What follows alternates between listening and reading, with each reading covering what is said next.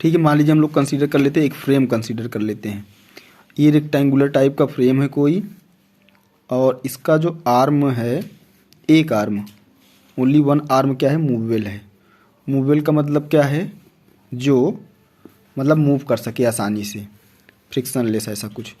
और इसका नाम मान लो ए, और मान लेते हैं हम लोग बी, सी, और क्या कंसीडर कर लेते हैं, डी कंसीडर कर लेते हैं। हाँ भैया। ठीक है, अब जैसे कल हम लोगों ने देखा था कि अगर मान लीजिए हम लोग किसी लिक्विड में कोई ऑब्जेक्ट डालेंगे तो उस पर क्या होगा, उस पर सरफेस टेंशन कितना लगेगा, जीरो। तो जैसे अब ये मान लीजिए हम लोग सोप लिक्विड लेते हैं।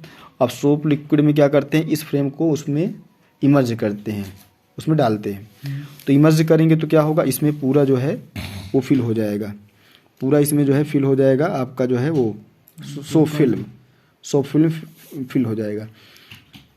तो जैसे लेकिन बाहर आओगे तो क्या होगा, कल हम लोगों ने देखा सरफेस टेंशन की वजह से वो चीज़ें क्या होती हैं, आपस में अट्रैक्ट होती हैं तो उनका साइज कम हो जाता है। तो ऐसे जैसे बाहर हम लोग आएंगे तो इसको बाहर लाएंगे, तो इसको बाहर लाने भी इसमें इस वाली साइड पे जो सी डी साइड है, इस पर क्या लगेगा, फोर्स लगेगा। और फोर्स लगेगा तो क्या करेगा, ये साइड अंदर की ओर खींच जाएगी।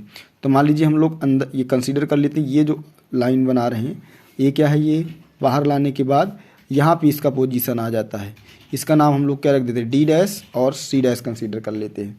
ठीक है, तो ये अंदर की ओर ये आया, लेकिन अंदर की ओर क्यों आया, क्योंकि इस पर अंदर की ओर क्या लग रहा है, ये अंदर की तरफ फोर्स लग रहा है।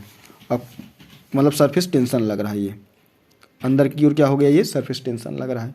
ठीक है, अब ये जो डिस्टेंस है, इसका विड्थ जो है उसे हम लोग मान लीजिए एल मान लेते हैं।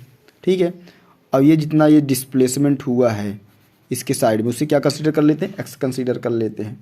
ठीक है, तो वर्क डन का फार्मूला टाइप कर लेते हैं। तो work done is equal to क्या होता है बताओ, work done is equal to होता है फोर्स मल्टीप्लाई बाई डिस्प्लेसमेंट।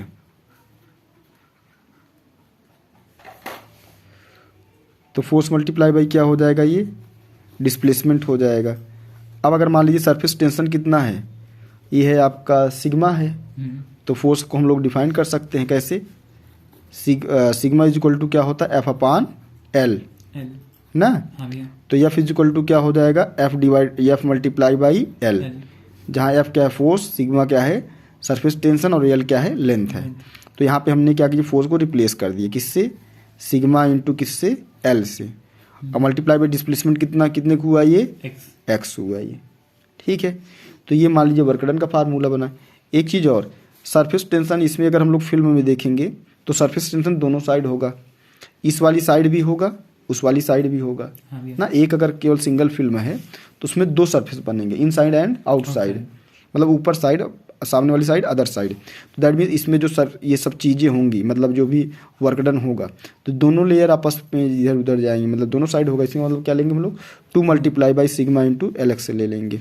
तो वर्क डन का फार्मूला कितना हो जाएगा, 2 सिग्मा एल इंटू क्या हो गया, एक्स हो गया। ठीक है, ये आ गया। अब देखो एल इंटू एक्स क्या लिया जा सकता है, इसे हम लोग एरिया लिख सकते हैं। इसे हम लोग क्या लिख सकते हैं, हम लोग एरिया लिख सकते हैं। तो एरिया हमने कंसीडर कर दिया, 2 सिग्मा इंटू क्या कंसीडर करते हैं हम लोग, ए कंसीडर कर लेते हैं। और जो किसके बराबर है, चेंज इन एरिया के बराबर है ये। ठीक है, ये डिराइव हो गया। अब उसके बाद क्या करेंगे बताओ, अब हमें क्या सरफेस एनर्जी कैलकुलेट करना है। तो सरफेस एनर्जी कैलकुलेट करेंगे तो कितना हो जाएगा, ये वर्क सरफेस एनर्जी यस ई लिख देते हैं हम लोग, एस इज इक्वल टू क्या हो जाएगा, ये आपका work done divided by change in area. तो वर्क डन में क्या लिखेंगे हम लोग, 2 सिग्मा ए, और divide by change in area कितना है, वही एल एक्स के बराबर ही है, या मान लीजिए ए के बराबर ही है। तो ए क्या हो जाएगा, कट जाएगा, लेकिन कितना एरिया है, 2 एरिया है ना, इसलिए 2 ए लिखना पड़ेगा हम लोगों को। तो 2 से 2 भी क्या हो जाएगा, कैंसिल हो जाएगा। तो दैट मीन्स ये क्या हो जाएगा, surface energy is equal to क्या हो गया, ये सिग्मा हो गया, सरफेस टेंशन। इसका मतलब क्या है, दैट मीन्स ये है कि सरफेस एनर्जी की जो वैल्यू होती है वो सरफेस टेंशन की क्या होती है, बराबर होती है। तो हमारा सरफेस टेंशन पानी के अंदर 0 होता है, तो सरफेस एनर्जी भी 0 होगी। हाँ, सरफेस एनर्जी भी इनसाइड क्या होगी, 0 होगी ये। तो दैट मीन्स ये हो गया न्यूमेरिकली, मतलब न्यूमेरिकली भी इसकी वैल्यू क्या होती है, सेम। यूनिट और डायमेंशन भी क्या हो जाएगा, सेम। हाँ, लेकिन अब वर्ड में देखोगे तो एक क्या है, सरफेस एनर्जी है, और एक क्या है, सरफेस टेंशन है।